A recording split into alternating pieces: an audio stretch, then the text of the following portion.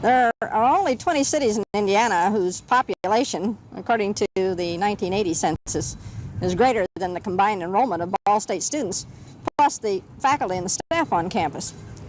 This makes Ball State the size of a third-class Indiana city. Almost 8,000 students are housed within the area of less than a square mile.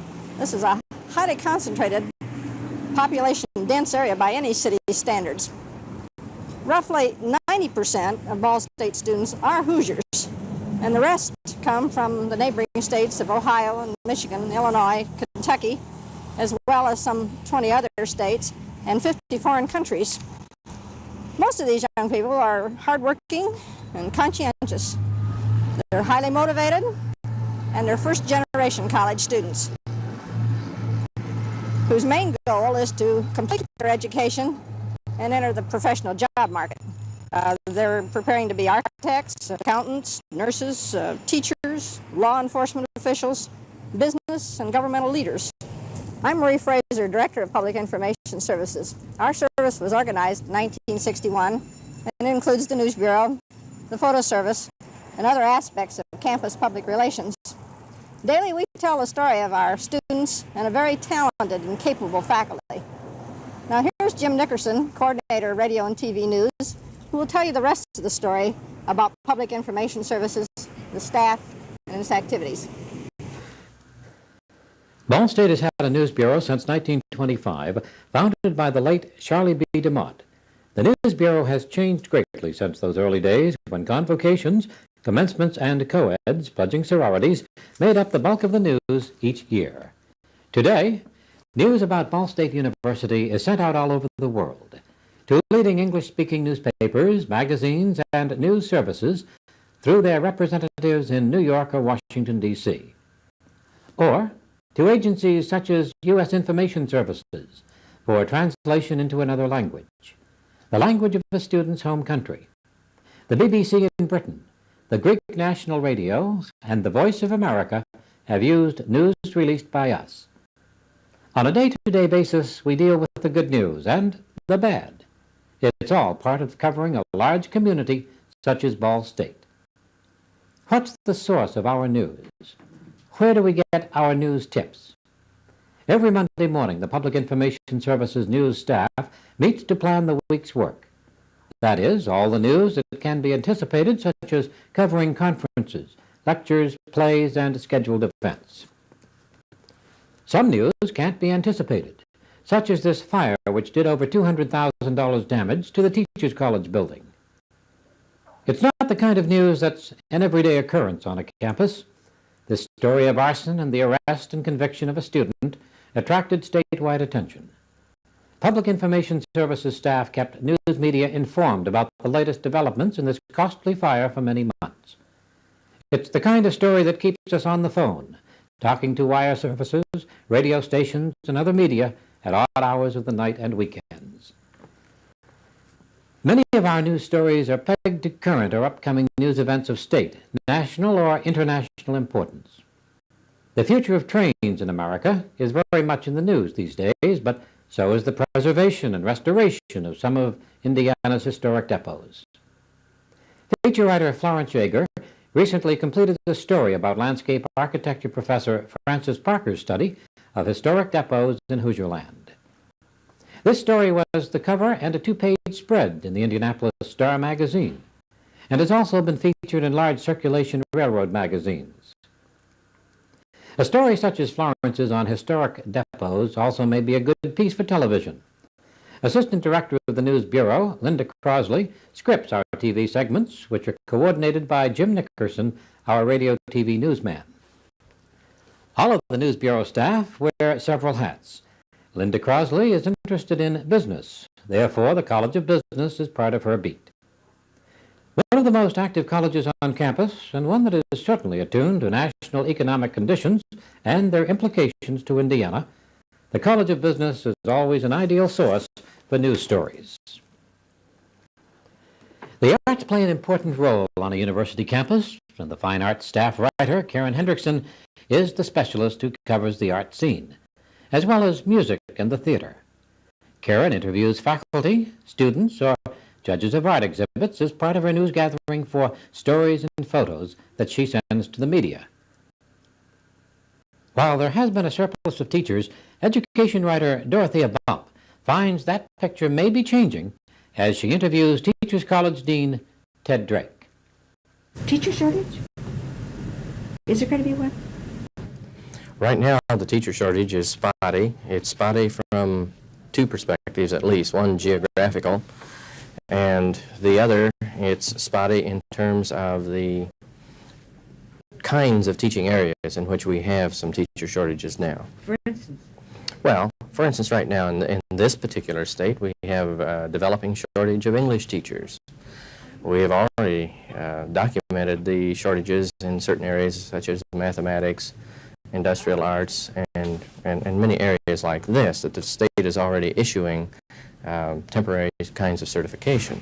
Whether it's architecture students helping communities identify their architectural strengths in order to revitalize their inner cities, or a research physicist who will record shadow bands of the eclipse of the sun in Hawaii 2 minutes before and 2 minutes after the eclipse and measure their intensity, color, and frequency, Ball State's professional news staff is covering the campus. They're writing scientific news that's easy to understand. News from the campus is relayed by telephone to the wire service or state or local news media. Or voicers beep to radio stations throughout the state, or the Indiana Broadcasters Association, which daily feeds news to over 50 affiliates. If time is not a factor, stories are typed, Xeroxed and mailed to print media, radio, TV news, special magazines, and journals. Our student writers do all of the news releases about students for their hometown newspapers. Our staff of part-time students prepared over 2,800 stories about 9,900 students last year. Ball State students are lively, creative and fun-loving, very talented in the arts, sometimes quite vocal, and occasionally about 0.2% get into trouble. Then we deal with another kind of news. Mayor Wilson, of the 21 people arrested, are they all Ball State students? Well, my understanding is, Mary, that they're all connected with Ball State in one way or another. I believe they're students, or at least former students. We don't try to write all of the news. We arrange news conferences when there's a major story breaking on campus, such as the resignation of a president, or for visiting newsmakers. Where are you all from? Papers, television stations, radio stations? Campus newspaper. Okay. We also assist visiting news people who come to the campus on special assignments to do in-depth stories, such as Pat King of Newsweek magazine.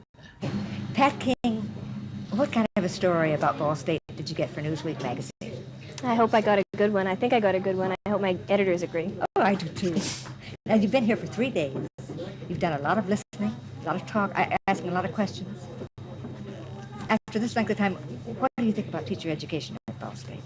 I think they're doing a better job than most teacher education institutions around the country, and I'm especially impressed with the student body, who I think really cares about kids and really want to learn how to teach well.